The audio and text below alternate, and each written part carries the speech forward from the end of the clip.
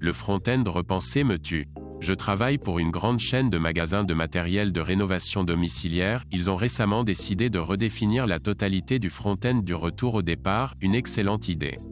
Sans consulter les caissiers ou les clients réels, ils ont retiré les comptoirs, les 3 pieds d'espace de sécurité entre les clients et les collaborateurs qui interagissent avec eux en faveur d'une expérience de contrôle au coude à coude. Les clients confus et contrariés abondent. Comme vous pouvez l'imaginer, cela a en soi généré de nombreuses histoires amusantes, mais mon histoire de ce matin porte sur le flux de notre nouvelle zone de retour pour les clients qui refusent de passer par l'entrée. Cette histoire se répète tous les jours, chaque heure, presque chaque minute de notre journée au nouveau service desk. Nos bureaux sont désormais appelés pods. Chaque bureau de travail comporte un registre pouvant basculer entre un registre de vente, un registre de retour, une validation de commande et des services spéciaux. Cela signifie que chaque utilisateur derrière lui doit tout faire. Malheureusement, le client a du mal à comprendre si vous regardez l'écran, vous êtes en train de travailler. Hier, je rapportais un paquet de pièces électriques à un client. Un de ses commutateurs n'avait pas de balise de numérisation. Nous étions juste à côté de l'électricité.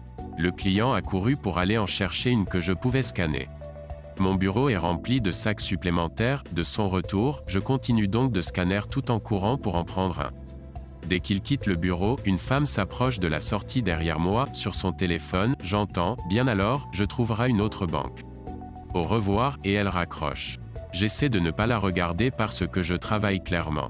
Je fais un signe de tête aux quelques personnes qui font la queue alors qu'elles se rapprochent du bord de mon bureau. À la ligne, je dis, Madame, la ligne pour le service commence juste là. Alors que je dis cela, le gars revient avec son interrupteur, il me le tend. À mon grand choc, cette dame me dit « Excusez-moi, je suis arrivé avant, au gars ». Normalement, je suis une personne très patiente, mais cette nouvelle configuration me fait travailler sur mon dernier nerf. Je la regarde calmement mais fermement et je lui dis « Madame, je vous ai dit que la ligne de service commence tout de suite, il y a des gens devant. Je travaillais avec ce monsieur avant que vous ne montiez à mon bureau depuis la sortie. L'entrée commence droite là. Elle, non, c'était en premier.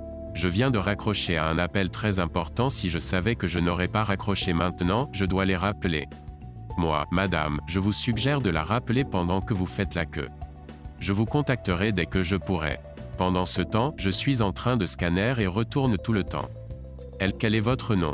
Le pauvre gars est juste là, l'air complètement confus et je peux voir qu'il commence à se sentir protecteur envers moi, ce qui arrive souvent dans le commerce de détail lorsque des gens impolis attaquent des travailleurs des services. Il ne manque pas un battement et dit à la dame, son nom est là. Je suppose que cela explique pourquoi vous ne pouviez pas lire le panneau de sortie non plus. À ce moment-là, elle fait irruption dans l'entrée, repoussant les personnes qui l'attendaient tout en retrouvant son téléphone. Je ne sais pas si elle avait appelé la banque à laquelle elle avait raccroché ou si mon directeur s'en fichait. Point.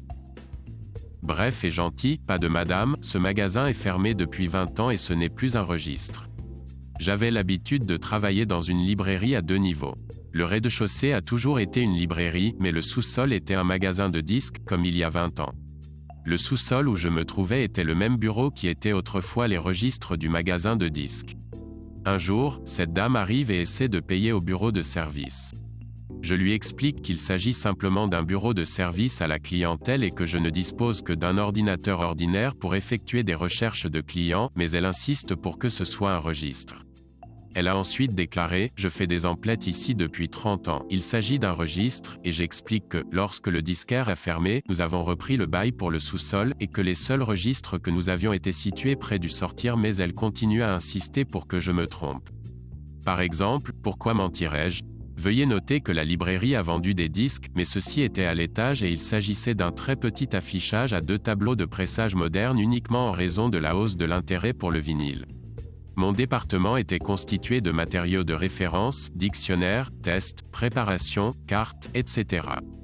Donc il n'y avait aucune raison logique pour cette femme de nous avoir confondus pour le magasin de disques en premier lieu. 2. Quelque chose que j'aurais probablement dû mentionner, car nous avions pris en charge le bail du niveau inférieur. Nous n'avions ni ascenseur ni escalator dans le magasin, mais un escalier dans le magasin et un monte-plat pour transporter des chariots de livres entre les niveaux. Mais il y avait un escalator et ascenseur dans le hall de l'immeuble. Les gens sont généralement réticents à utiliser les escaliers, je suppose, alors j'ai toujours proposé de se promener avec leurs livres jusqu'au registre pendant qu'ils utilisaient l'escalier ascenseur de l'immeuble. En ce qui concerne l'âge de la femme, elle n'était pas âgée mais elle n'était pas jeune non plus. Il est fort possible que ce soit un signe de démence précoce, mais je ne suis pas médecin et je ne fais donc pas ce diagnostic. Point.